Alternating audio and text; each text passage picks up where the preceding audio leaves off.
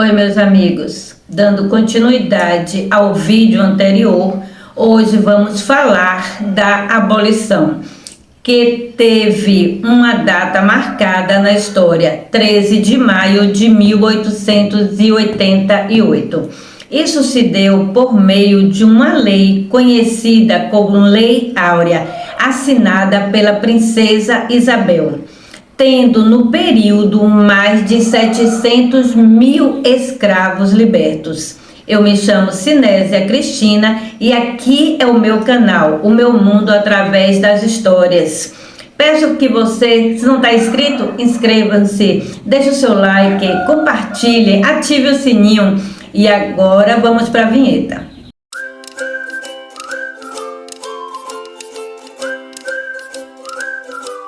Dando continuidade, essa luta durou muito tempo, intensificando-se entre 1870 e 1880 com os movimentos abolicionistas, como também pela sociedade civil e pelos escravos. E todo esse processo foi muito lento. A elite brasileira não desejava abrir mão do trabalho escravo. E também não foi fruto de uma benfeitoria da monarquia ou generosidade da princesa Isabel. Essa luta foi realizada pelo movimento abolicionista brasileiro, que pressionou a monarquia. Ainda nesse cenário todo, aconteceu uma série de leis que foram tomadas para acabar com a escravidão. O primeiro passo para acabar foi com o tráfico negreiro. O Brasil já estava sendo pressionado pela Inglaterra. Isso aconteceu por volta de 1831. Só que essa lei nunca foi de fato colocada em prática. E a pressão inglesa se ampliou com a lei Bill Aberdeen. Era uma lei pela qual os ingleses davam direito à sua marinha para atacar os navios negreiros que cruzassem o Oceano Atlântico em direção ao Brasil. Os brasileiros ficaram revoltosos e essa lei forçou a proibição. Mas foi somente em 1850, por meio da Lei Eusébio de Queiroz, que o tráfico negreiro foi realmente proibido.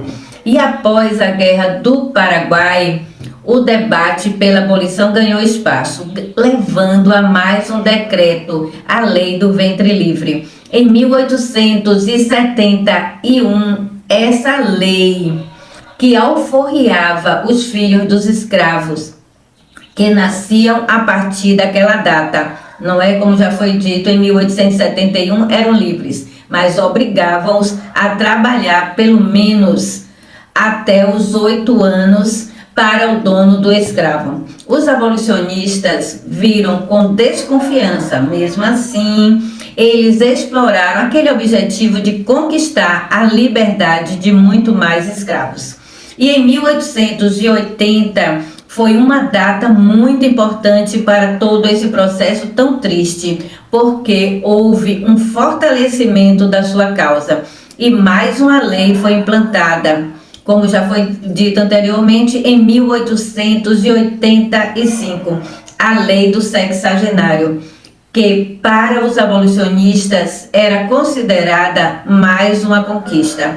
Essa lei determinava que os escravos com mais de 60 anos conquistassem a sua liberdade. Imagine vocês, devendo trabalhar com uma indenização ao seu antigo dono por mais 3 anos. Só, meus amigos, que essa lei foi fracassada. Que forças mais tinham os escravos de trabalhar com mais de 60 anos?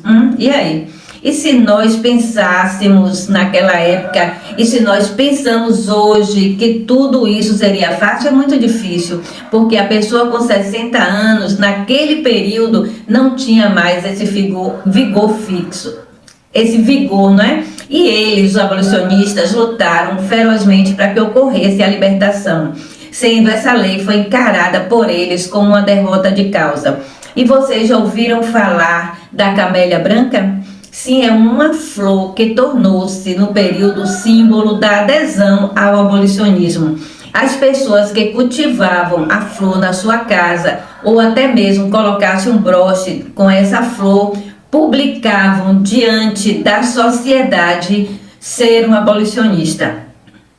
Em 1880 surgiram vários quilombos e, como já sabemos, abrigavam os escravos que conseguiam fugir. Esses quilombos organizavam rotas de fuga, como também organizavam outras formas de resistência, e muitos organizavam-se para rebelar nos dias festivos. E muitos outros casos, esses escravos rebeldes tomavam o poder da propriedade onde ele fora escravizado, matando os seus senhores. E todos os esforços dos estados para combater essas rebeliões eram ineficazes.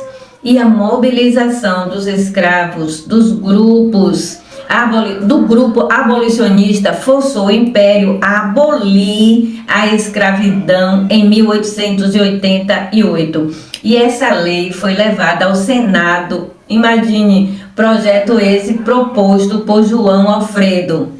Nasceu em tempo recorde, realmente, imagine, os deputados aprovaram o texto, isso em uma quinta-feira, e no domingo os senadores. Só que, meus amigos, não foi tão fácil assim como a gente pensa. O projeto não foi unânime. Houve um grupo de parlamentares que se posicionaram contra a Lei Áurea. Aproximadamente 5 senadores e 9 deputados. Eles votaram pela derrota do projeto. Eles diziam que o fim da escravidão para a agricultura era uma ruína, era inviável e que levaria a economia brasileira àquela derrota. Aí entrou o senador João Alfredo de Pernambuco, explicando que seria mais prudente a abolição e dessa forma impediria o país de mergulhar em uma guerra civil.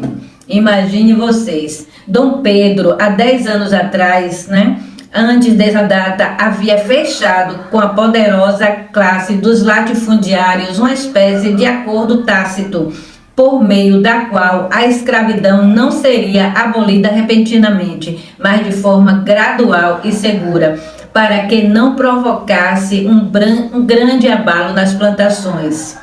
É história, viu, gente? E voltando para 1880, a princesa Isabel aguardava no paço da cidade a chegada da Lei Áurea.